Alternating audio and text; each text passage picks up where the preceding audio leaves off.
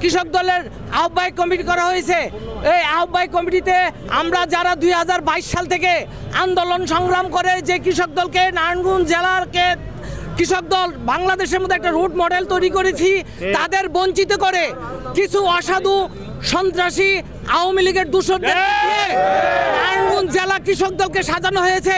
আমরা পদে পদে লোভী না, আমরা চাই এই নারায়ণগঞ্জের এবার প্রত্যেকটা থানা এবার প্রত্যেকটা ইউনিয়নে যারা নাকি এই দলের জন্য পরিশ্রম করেছে, জেল জুলুমের শিকার হয়েছে, এবার পুলিশের হয়রানির শিকার হয়েছে, ডিবির হয়রানির শিকার হয়েছে, এইসব লোক দিয়ে অতি দ্রুত যেন এই কমিটি ভেঙে, এই আওয়ামী দূষণের কমিটি ভেঙে একটি নতুন কমিটি গঠন করা থেকে না তাদের টানা সপ্তমবারের মতো বেস্ট টিস্যু পেপার ব্র্যান্ড হিসেবে স্বীকৃতি পেয়েছে বসুন্ধরা টিস্যু।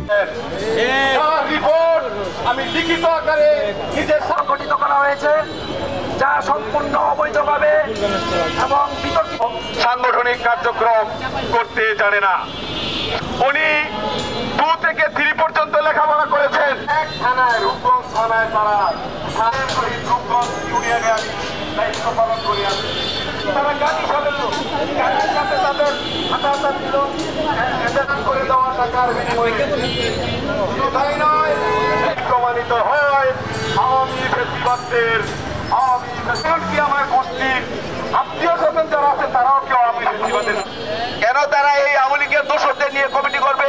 আমরা কি ছিলাম? দেখবেন আর 5 আগস্টের পরে এখন তো মধুর চাক, এখন মধুর চাক।